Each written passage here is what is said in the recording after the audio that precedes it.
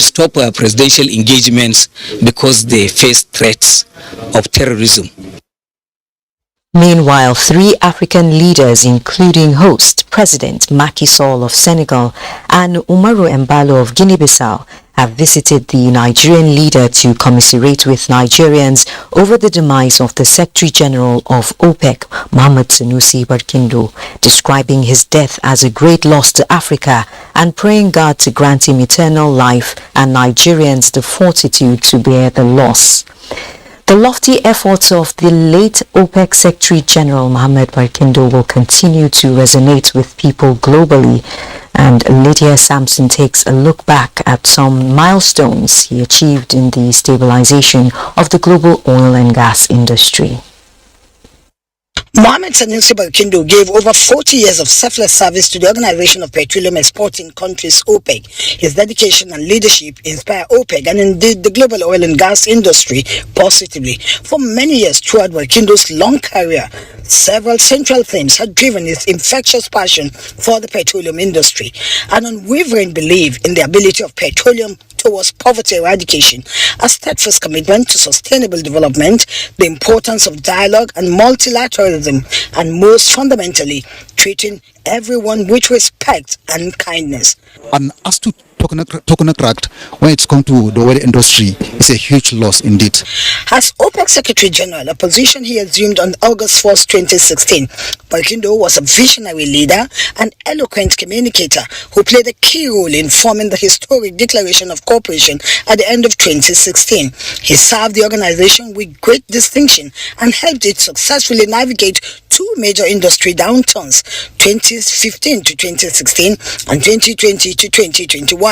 He was instrumental in the setting up of the Charter of Cooperation and was a consummate diplomat in further advancing dialogue and cooperation with a variety of industry stakeholders. The work that Mr. Barkindo did as the GMD of NNPC, he did tremendous things, made our systems work, brought in enormous transformation into the company, which we are today benefiting from and which we are building on today, and we will surely miss him in the NNPC. The Valley of Adamawa is also a kingmaker, so it's a great loss to the emirate, a great loss to the state, and a great loss to the country. Despite the attainment of so many heights in his career, Barkindo remained a selfless man of great humility and decency, treating everyone irrespective of rank or office with dignity and courtesy. This made him a trailblazer, widely admired and respected throughout the globe. The future for this industry, for oil and gas, remain bright. The data, the statistics, and the science all portrays that point.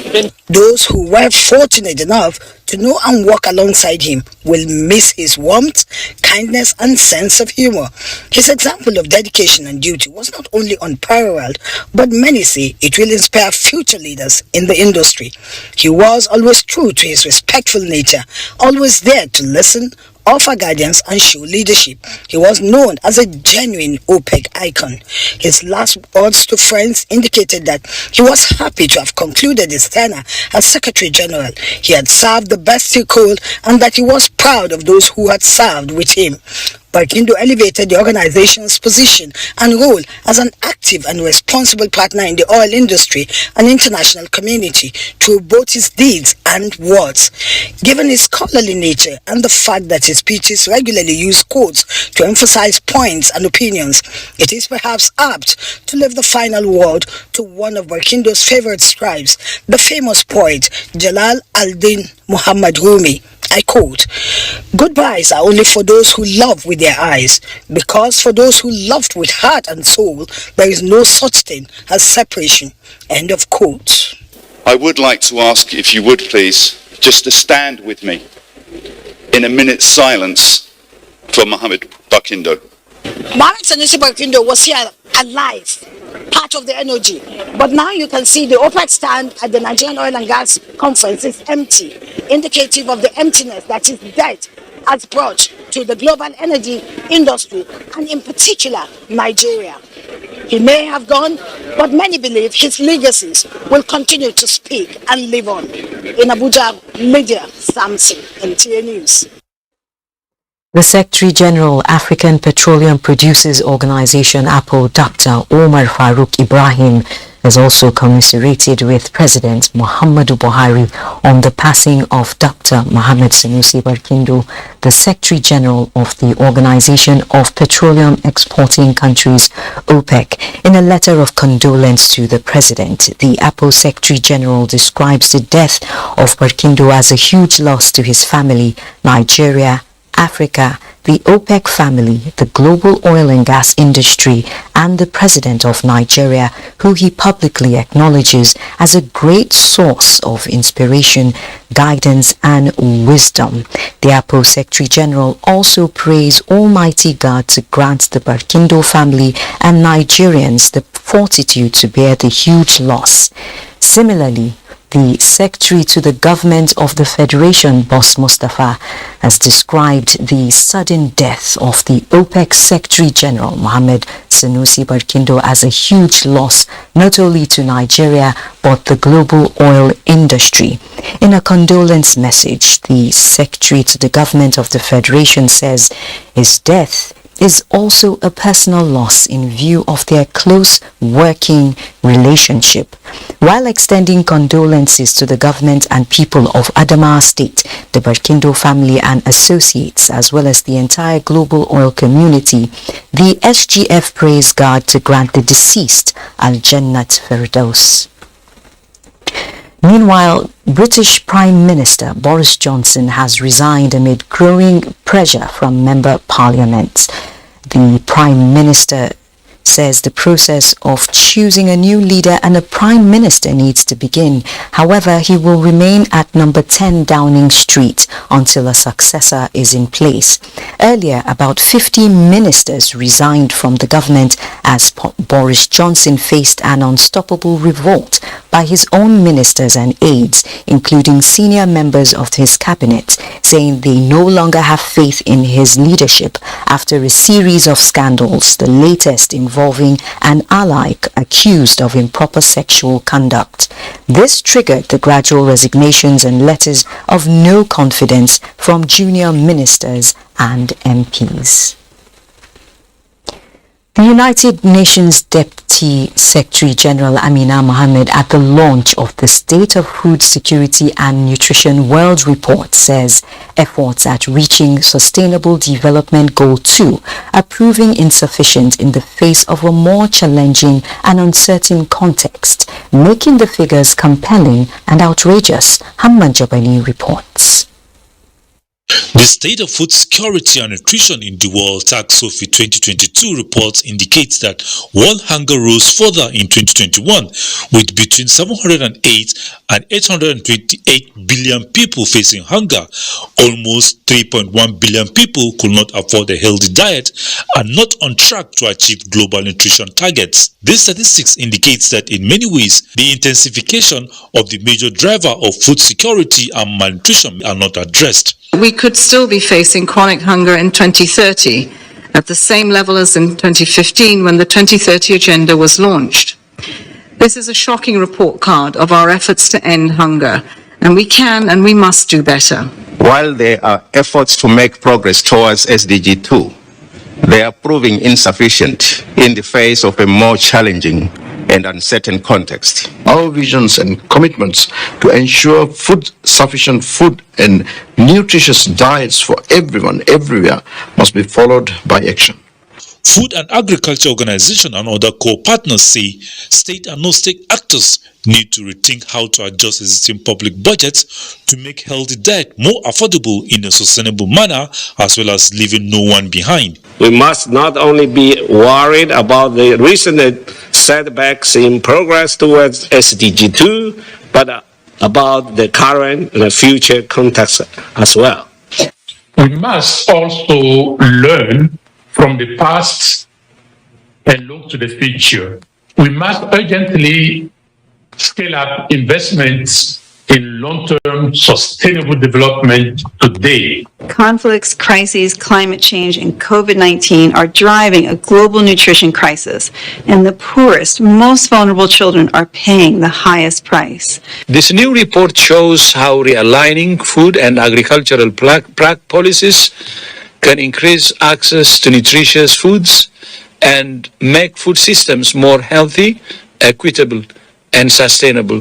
Participants agree for resilient building, reduce inflation, open the market, empowering local farmers and women, among other recommendations. This is the 4th edition of the Sophie Report launch. Hamman Jabani, NTA News. Hajj rites have commenced in Saudi Arabia, with pilgrims moving to Mana, which is the first step in performing the Hajj. Yusuf Umar monitored the movement of some Nigerian pilgrims and now reports.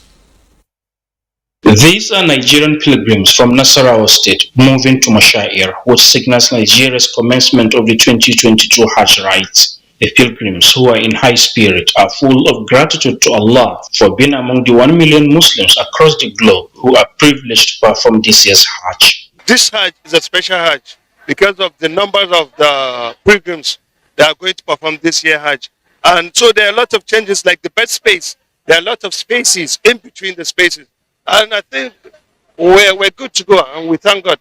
As part of final arrangement for Nigerian pilgrims, the National Hajj Commission of Nigeria held its pre-Arafat seminar with a call on all stakeholders to give their best towards a hit-free Hajj operation. Like I said, the Commission of Operation is in Nigeria presently in Abuja to ensure that the remnant of the pilgrims get here.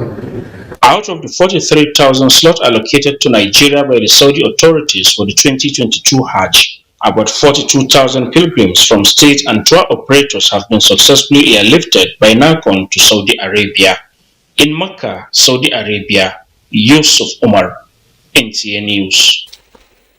And despite the assurance by the National Hajj Commission to airlift all registered pilgrims for the 2022 Hajj, the hopes of some who are going through tour operators seem to have been dashed, as the prospective pilgrims and their operators who have been at the airport are complaining about communication gap between them and the regulatory body, the National Hajj Commission of Nigeria.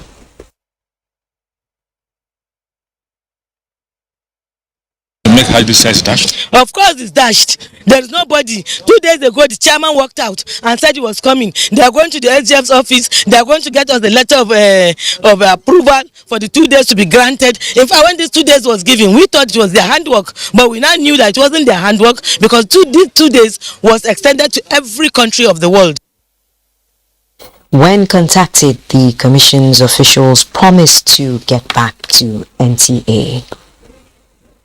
Let's now join Hingino in Lagos for more updates on Nationwide. Hello, Hingino. Hello, Naja'atu. The Police Public Relations Officer CSP Muyiwa Adejobi has reacted to the recent jailbreak at Kuje prison, Abuja, which he described as unfortunate. He said the Nigeria Police Force is in joint collaboration with the Correctional Center in the ongoing thorough investigation to unravel details of the incident. Amakao caught up with the first Public Relations Officer in Lagos and now reports. The attack on Kuje prisons, which was said to have occurred in the late hours of Tuesday, 5th July 2022, claimed lives, while hundreds of inmates escaped from the facility, although 443 have been recaptured. The Nigeria Police Force promised to provide the needed support as a security agency in uncovering perpetrators of the crime. We are working with our colleagues in Nigerian Correctional Service to have some figures. We are helping them with both the ground troops are moving, and of course our area support. That's our choppers have been assisting to see how we can fish them out. The force PRO shed more light on issues concerning increasing cases of kidnapping in parts of the country and other crimes. The concept of community policing must come to play at this time, where everybody must be involved in policing system. Having interest in policing your community should be a civic responsibility. CSP Adejobi said security of lives and property is a collective responsibility of all Nigerians, with assurance of the force to curtail crimes and criminality across the country. In Lagos, Amaka O, NTA News. Away from security now, many have been sent to early graves, families homeless, property and investments destroyed as a result of building collapse and associated disasters. The spate of building collapse in Lagos makes one wonder if there is even a code for the construction industry. And yes, there is. But how effective is it? Jennifer Igwe in this report examines the move by Lagos State to domesticate the National Building Code and how it can help to check the spate of collapse in Lagos and enforcement of standards.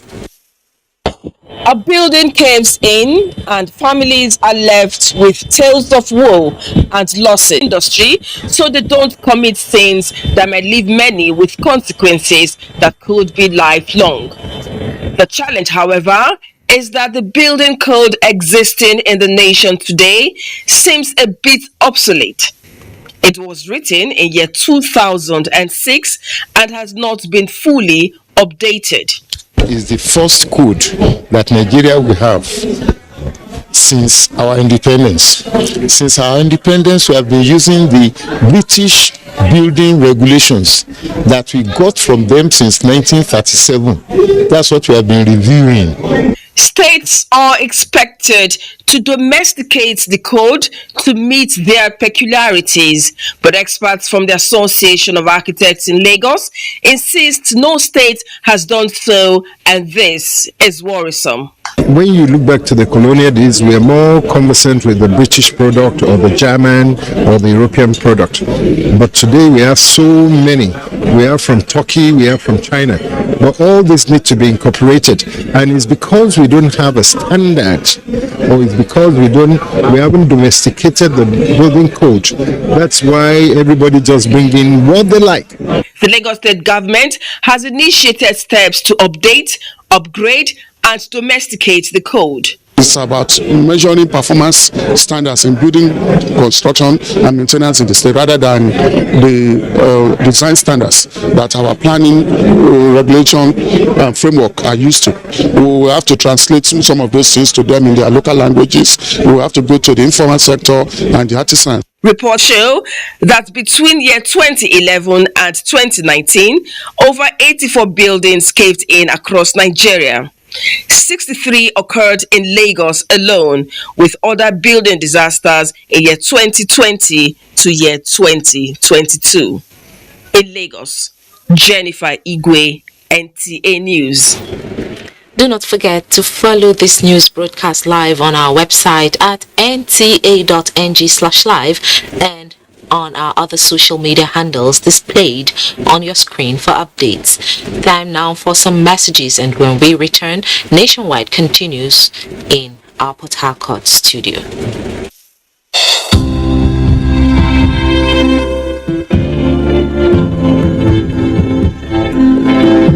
Have your PVC ready.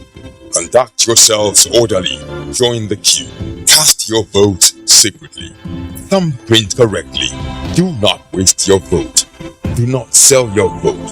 Secure your future.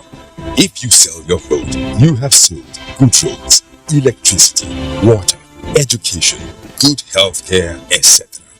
Be part of nation building. Cast your vote for honest candidates. Shun electoral violence. You could lose your life for nothing, for nothing, for nothing. This message is from the National Orientation Agency.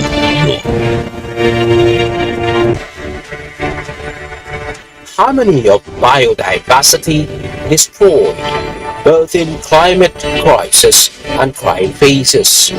Dicey situation indeed, yet we carry on like a bull in a china shop. On environment matters, we take the bull by the horns, comb the nooks and cranny of Nigeria. Asking tough questions. examining challenges and opportunities, giving human face to the science, facts, facts, and global agreements. It's a call for action. Don't miss it. Join award-winning environmental journalist Jennifer Igwe and other NTA Eco reporters for Environment Matters.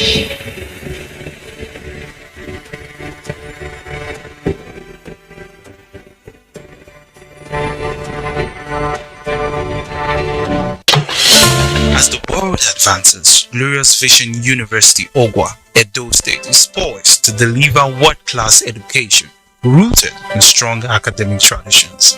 In the colleges of law, basic and applied sciences, humanities, management and social sciences, Glorious Vision University is building the next generation of leaders. Hurry now for 2022-2023 undergraduate and postgraduate admissions into any of our NUC fully accredited programs. Secure admission today in one of the fastest growing private universities in Africa. Also note that the university runs diploma, GPED, part-time and tuition-free programs in all colleges. For more information, visit www.sau.edu.ng or call 0705 079 1226. Glorious Vision University, the nurture for discipline and excellence. Are you an entrepreneur? Are you involved in farming, manufacturing, servicing and other specialized value chain creation in non-oil export commodities? The Organization of Youths in International Trade and Commerce OIITC in partnership with NTA Television Enterprises Limited is organizing a Made in Nigeria trade show and exhibition in Texas, United States tagged Houston 22. Houston 22 is designed to promote creativity and productivity of Nigerian youths and women entrepreneurs, enhance economic empowerment and attract foreign direct investment into Nigeria. It is scheduled to hold from 25th to 30th of July 2022 at the prestigious Expo Event Center, Houston, Texas by 9 a.m. daily. For registration, advert placement and sponsorship, please contact Nafisat on 0803-331-0992 and Chingwe on 0905-596-1514. For further details, visit www.oiitc.com or www.ntatve.com.ng.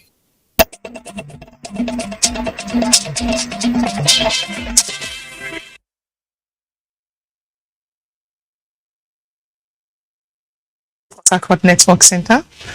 49 new officers have been enlisted into the Nigerian Security and Civil Defense Corps in River State at a personal parade exercise in Port Harcourt. Meanwhile, a new state commandant, Michael Oga, has taken over the helm of affairs of the command. Robinson Duratede has more to tell us. It was a display of military skills by the 49 newly enlisted officers, among whom were 3 commissioned personnel and 10 female officers. They were recruited in 2019 but had delay in training due to the COVID-19 pandemic and other administrative constraints. NSCDC Zone L Commander James Bassey urged the officers to use the experience gathered from the training to promote the mandate of the Corps. They must be vigilant. People should do their work with honesty and sincerity. They should not compromise in the discharge of their duties. 3 officers received commendation for their outstanding conduct and performance during the training. To appreciate the President-in-Chief of the Armed Forces, to appreciate also the instructors. I'm already committed. I am here to dedicate my selfless service to this nation and to the NSCDC as a whole. Michael Oga, on resumption as the new commandant of the NSCDC in River State, assured the Corps' resolve to stamp out oil bunkering and other illicit activities in the state. I'm here to build on what has been done here and to improve on the war against vandalism of national critical assets. Until its redeployment, Oga was the NSCDC commandant in Imo State. In Port Harcourt, Robinson Duratede, NTA News. 300 goat farmers affected by the 2020 flooding in Akwa Ibom State have benefited from the federal government's empowerment gesture. The distribution of goods and feeds to the farmers was made possible through the National Emergency Management Agency in collaboration with Akwa Ibom State government. Correspondent Evelyn Bado Ekbo reports. Goat production is one of lucrative livestock business in agriculture in the country, hence the intervention exercised by the federal government to enhance its sustenance. The farmers express appreciation to the federal government for fulfilling their promises to alleviate the losses incurred during the 2020 flood disaster. The intervention, the Commission of Agriculture observes, will enhance the production of the West African dwarf goat species, which is gradually going extinct in the state. Emmanuel is very passionate about agriculture. That can be seen in the many agricultural policies that he has set up in the state to ensure that Akwa Ibom State is #1 in food sufficiency. The representative of the Director General NEMA, Mr. Godwin Tepiko, charged the farmers to effectively rear animals for more production. Flood disaster that affected 36 states of the Federation and the FCT. Akwa Ibom was part of that state. Consequent upon that, Mr. President approved through the Emergency Agriculture and Prevention Fund for NEMA to carry out intervention. High point was the symbolic presentation of a buck, doe and other inputs. The exercise marks the second phase of the intervention program by the federal government. In Uyo, Evelyn Baduepo, NTA News. And there's our package from here. Nationwide continues with Niger to in Abuja. Thank you, Gabrielle. And now for traffic updates along the Kaduna-Zaria highway, where motorists were grappling with serious traffic gridlock following an early morning accident between Kao Flyover and Riga Chukum, with motorists spending hours before they could exit the area.